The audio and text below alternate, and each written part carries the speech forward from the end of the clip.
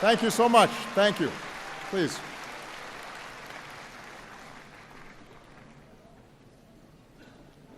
To the government and the people of Vietnam, thank you for this very warm welcome and the hospitality that you've shown me on this visit. And thank all of you for being here today.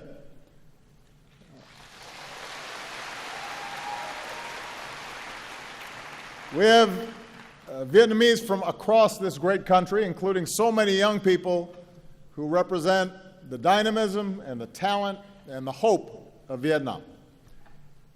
On this visit, my heart has been touched by the kindness for which the Vietnamese people are known. And the many people who've been lining the streets, smiling and waving, I feel the friendship between our peoples. Last night, I visited the old quarter here in Hanoi and enjoyed some outstanding Vietnamese food, tried some bún cha.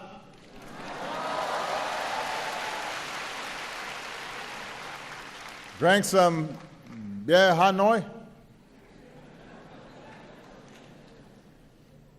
But I have to say, the busy streets of this city, I've never seen so many motorbikes in my life.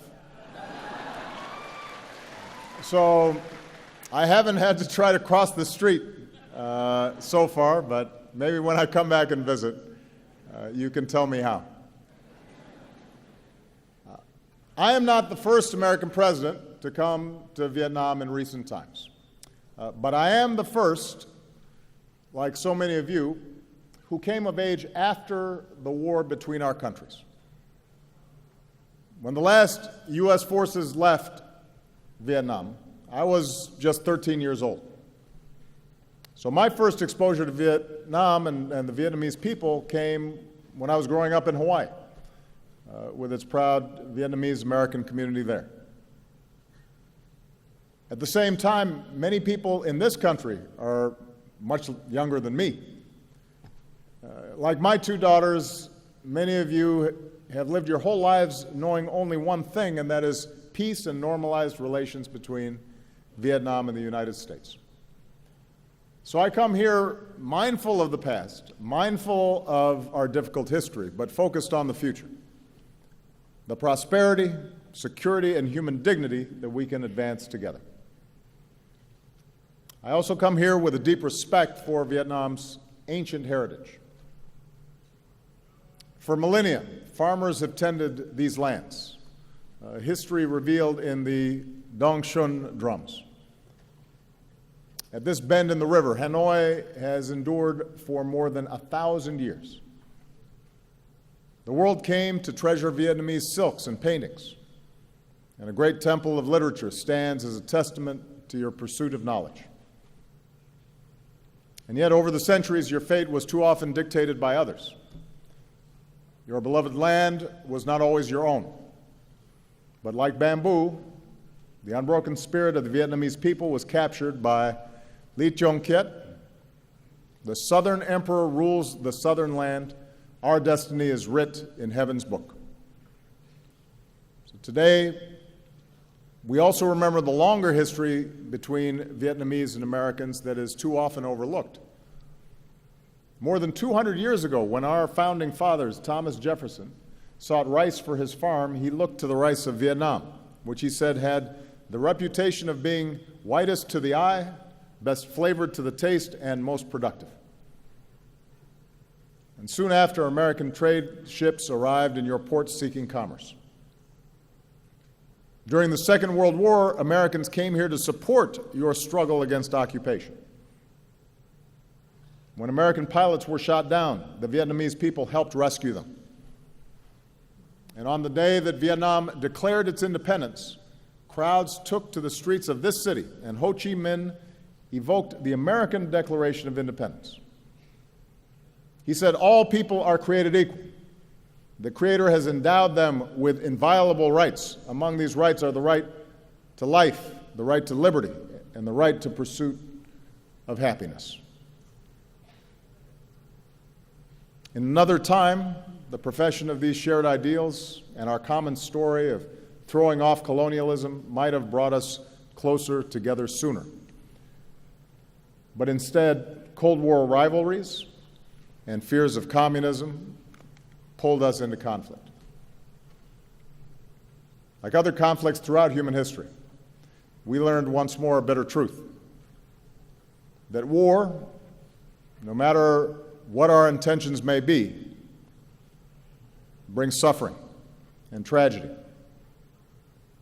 At your war memorial, not far from here, and with family altars across this country, you remember some 3 million Vietnamese soldiers and civilians on both sides who lost their lives.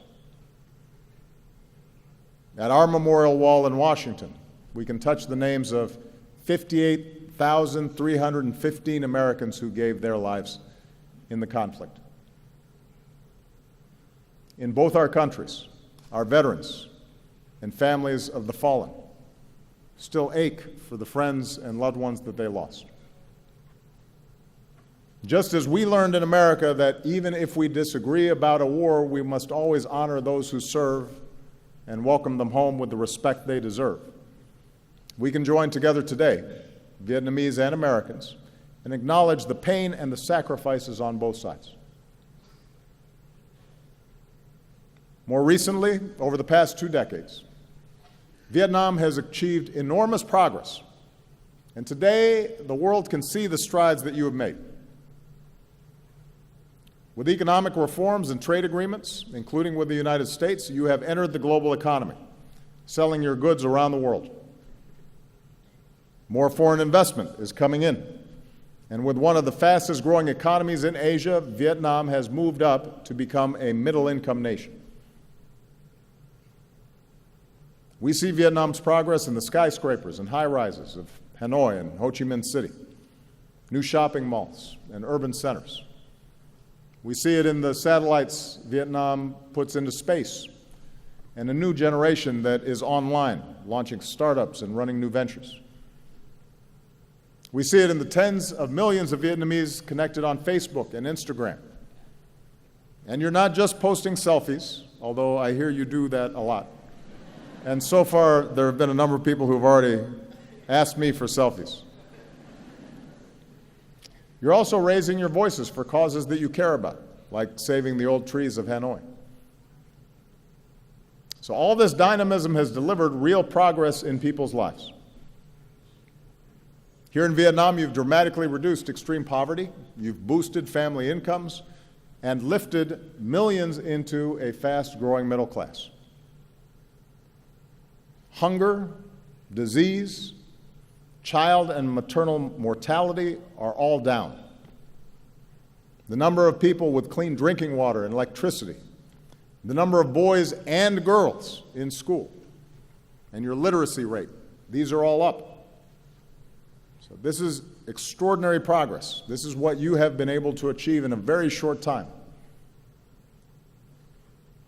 And as Vietnam has transformed, so has the relationship between our two nations. We learned a lesson taught by the Venerable Thich Nhat Hanh, who said, "In true dialogue, both sides are willing to change." In this way, the very war that had divided us became a source for healing. It allowed us to account for the missing and finally bring them home. It allowed us to help remove landmines and unexploded bombs, because no child should ever lose a leg just playing outside. Even as we continue to assist Vietnamese with disabilities, including children, we are also continuing to help remove Agent Orange, dioxins, so that Vietnam can reclaim more of your land. We're proud of our work together in Da Nang, and we look forward to supporting your efforts in Bien Hoa. Let's also not forget that the reconciliation between our countries was led by our veterans who once faced each other in battle. Think of Senator John McCain, who was held for years here as a prisoner of war. Meeting General Zat, who said our countries should not be enemies but friends. Think of all the veterans, Vietnamese and American, who've helped us heal and build new ties. Few have done more in this regard over the years than a former Navy lieutenant and now Secretary of State for the United States, John Kerry, who is here today. And on behalf of all of us, John, we thank you for your extraordinary efforts.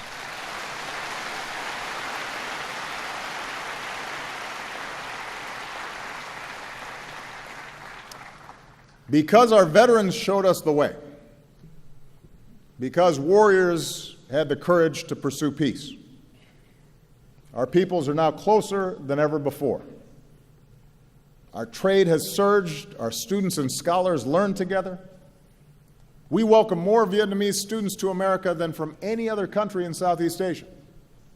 And every year you welcome more and more American tourists, including young Americans with their backpacks, to Hanoi's 36 streets and the shops of Hoi An and the imperial city of Hue.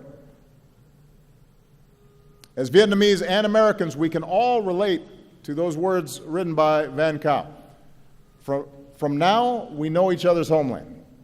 From now, we learn to feel for each other. As president, I've built on this progress. With our new comprehensive partnership, our governments are working more closely together than ever before. And with this visit, we've put our relationship on a firmer footing for decades to come. In a sense, the long story between our two nations that began with Thomas Jefferson more than 2 centuries ago has now come full circle. It's taken many years and required great effort. But now we can say something that was once unimaginable. Today, Vietnam and the United States are partners.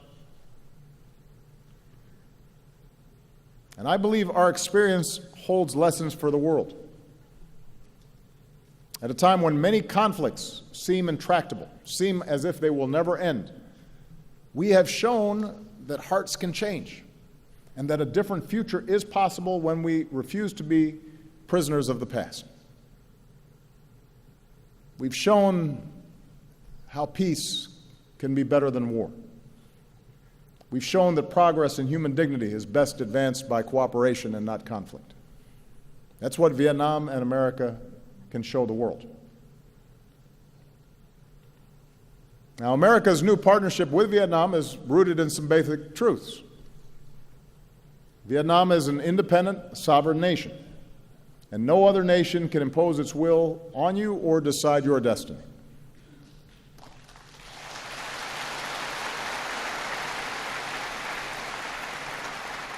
Now, the United States has an interest here. We have an interest in Vietnam's success. But our comprehensive partnership is still in its early stages. And with the time I have left, I want to share with you the vision that I believe can guide us in the decades ahead. First, let's work together to create real opportunity and prosperity for all of our people. We know the ingredients for economic success in the 21st century. In our global economy, investment and trade flows to wherever there is rule of law, because no one wants to pay a bribe to start a business. Nobody wants to sell their goods or go to school if they don't know how they're going to be treated. In knowledge-based economies, jobs go to where people have the freedom to think for themselves and exchange ideas and to innovate. And real economic partnerships are not just about one country extracting resources from another. They're about investing in our greatest resource, which is our people and their skills and their talents, whether you live in a big city or a rural village. And that's the kind of partnership that America offers. As I announced yesterday, the Peace Corps will come to Vietnam for the first time with a focus on teaching English. And a generation after young Americans came here to fight, a new generation of Americans are going to come here to teach and build and deepen the friendships between us.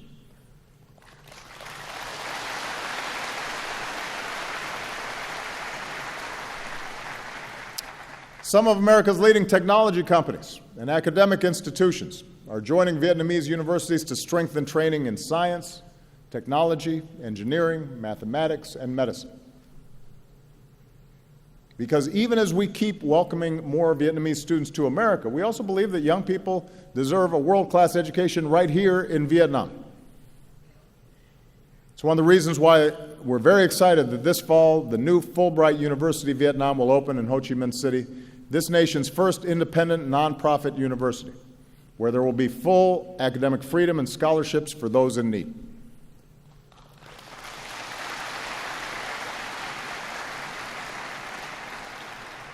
Students, scholars, researchers will focus on public policy and management and business, on engineering and computer science, and liberal arts. Everything from the poetry of Nguyen Zu to the philosophy of Fan Chu Ching to the mathematics of No Ba Cho. And we're going to keep partnering with young people and entrepreneurs because we believe that if you can just access the skills and technology and capital you need, then nothing can stand in your way, and that includes, by the way, the talented women of Vietnam. We think gender equality is an important principle. From Cheong sisters to today, strong, confident women have always helped move Vietnam forward. And the evidence is clear. I say this wherever I go around the world. Families, communities, and countries are more prosperous when girls and women have an equal opportunity to succeed in school and at work and in government. That's true everywhere, and it's true here in Vietnam.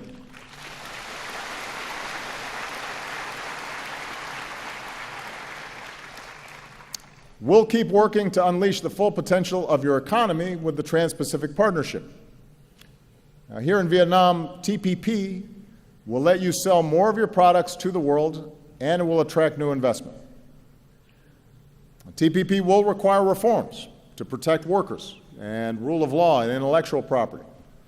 And the United States is ready to assist Vietnam as it works to fully implement its commitments. I want you to know that as President of the United States, I strongly support TPP because you'll also be able to buy more of our goods, made in America. Moreover, I support TPP because of its important strategic benefits. Vietnam will be less dependent on any one trading partner and enjoy broader ties with more partners, including the United States.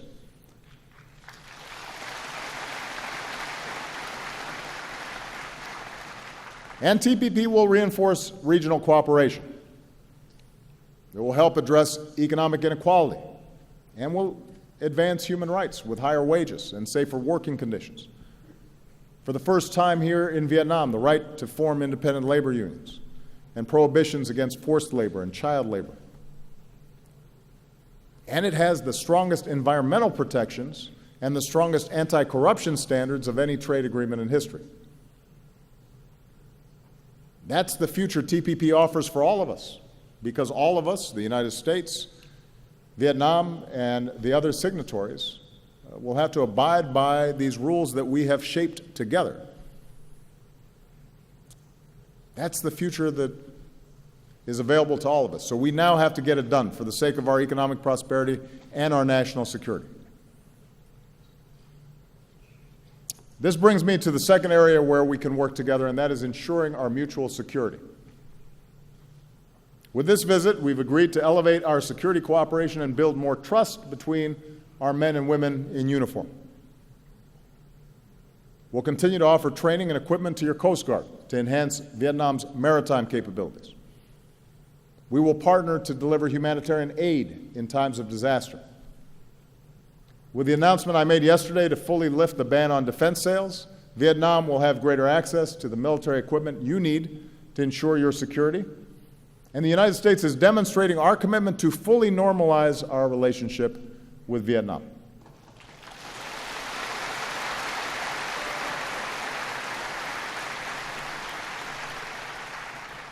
More broadly, the 20th century has taught all of us, including the United States and Vietnam, that the international order upon which our mutual security depends is rooted in certain rules and norms. Nations are sovereign, and no matter how large or small a nation may be, its sovereignty should be respected, and its territory should not be violated. Big nations should not bully smaller ones. Disputes should be resolved peacefully.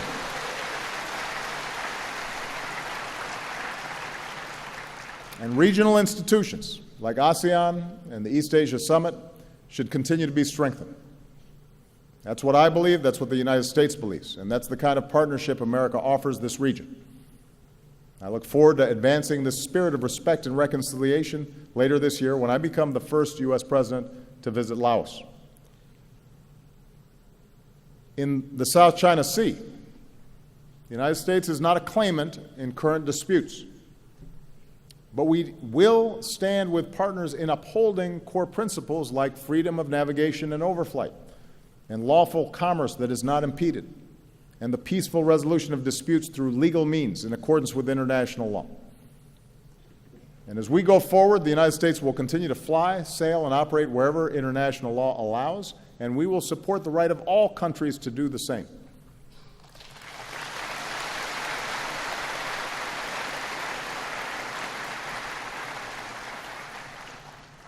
Now, even as we cooperate more closely in the areas I've described, our partnership includes a third element: addressing areas where our governments disagree, including on human rights. I say this not to single out Vietnam. No nation is perfect. 2 centuries on, the United States is still striving to live up to our founding ideals. We still deal with our shortcomings: too much money in politics and rising economic inequality, racial bias in our criminal justice system, women still not being paid as much as men doing the same job. We still have problems, and we're not immune from criticism. I promise you, I hear it every day. But that's scrutiny, that open debate, confronting our imperfections and allowing everybody to have their say, has helped us grow stronger and more prosperous and more just. So I've said this before: the United States does not seek to impose our form of government on Vietnam. The rights I speak of, I believe, are not American values. I think they are universal values, written into the Universal Declaration of Human Rights.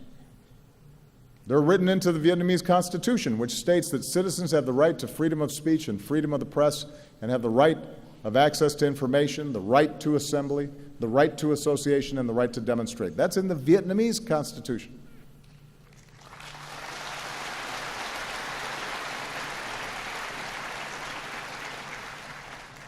So really, this is an issue about all of us, each country, trying to consistently apply these principles, making sure that we, those of us in government, are being true to these ideals. In recent years, Vietnam has made some progress. Vietnam's committed to bringing its laws in line with its new constitution and with international norms. Under recently passed laws, the government will disclose more of its budget, and the public will have the right to access more information. And as I said, Vietnam has committed to economic and labor reforms under the TPP. So these are all positive steps.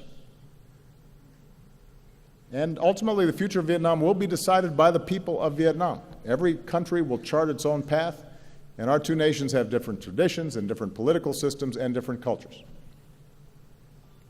But as a friend of Vietnam, allow me to share my view, why I believe nations are more successful when universal rights are upheld.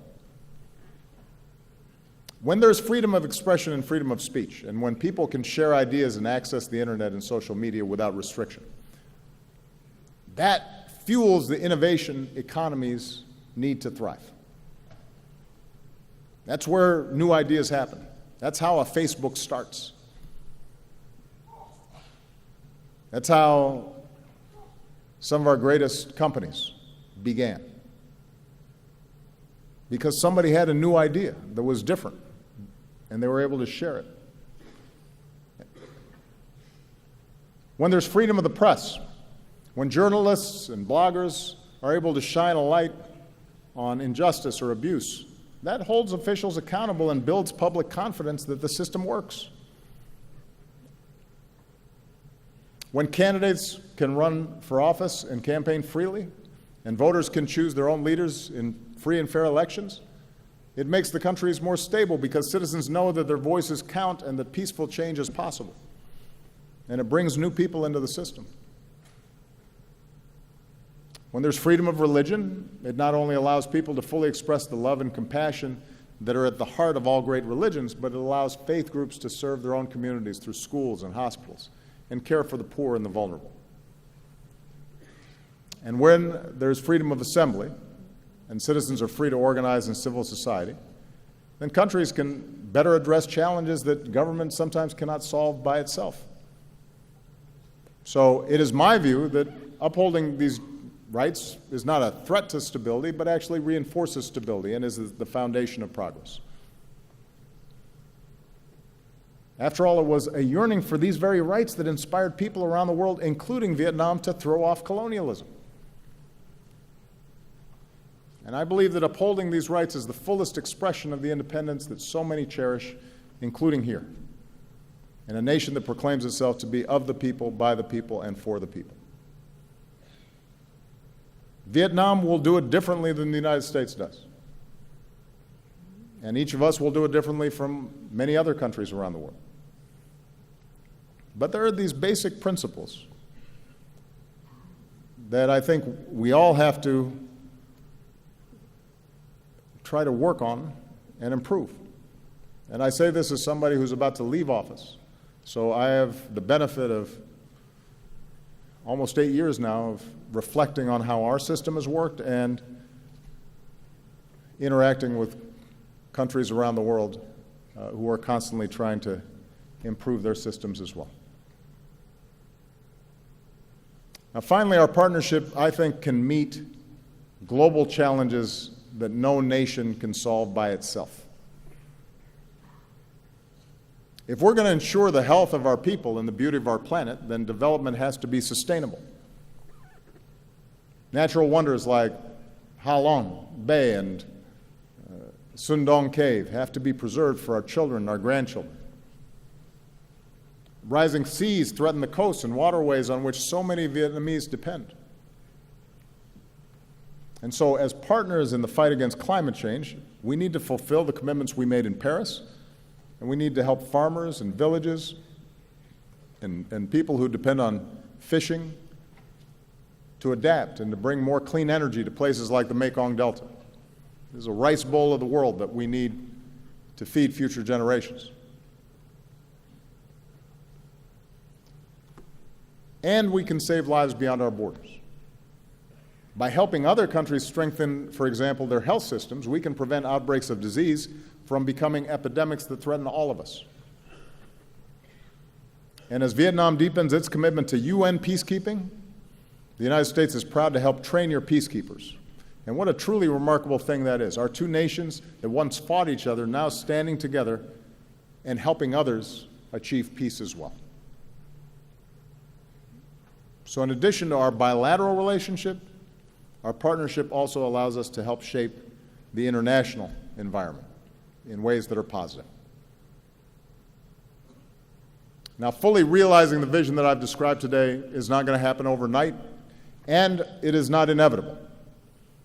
There may be stumbles and setbacks along the way. There are going to be times where there are misunderstandings. It will take sustained effort and true dialogue where both sides continue to change. But considering all the history and hurdles that we've already overcome, I stand before you today very optimistic about our future together.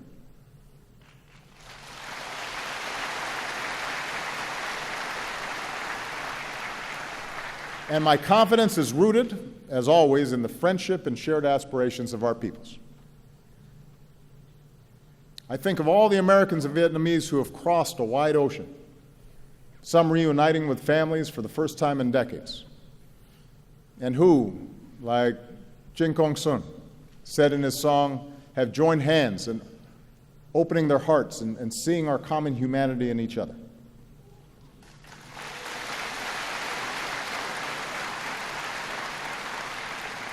I think of all the Vietnamese Americans who've succeeded in every walk of life: doctors, journalists, judges, public servants. One of them, who was born here, wrote me a letter and said, "By God's grace, I've been able to live the American dream. I'm very proud to be an American, but also very proud to be Vietnamese." And today he's here. Today he's here, back in the country of his birth, because he said his personal passion is improving the life of every Vietnamese person. I think of a new generation of Vietnamese so many of you, so many of the young people who are here, who are ready to make your mark on the world. And I want to say to all the young people listening, your talent, your drive, your dreams, in those things, Vietnam has everything it needs to thrive.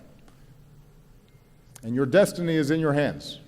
This is your moment, and as you pursue the future that you want, I want you to know that the United States of America will be right there with you as your partner and as your friend.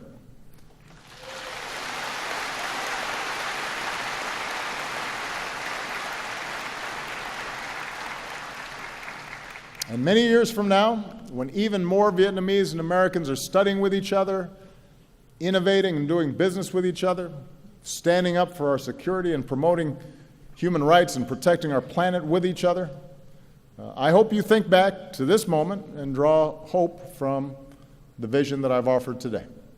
Or, if I can say it another way, in words that you know well from the tale of Kyo, please take from me this token of trust so we can embark upon our 100-year journey together. Kamun Chak Van. Thank you very much. Thank you, Vietnam. Thank you.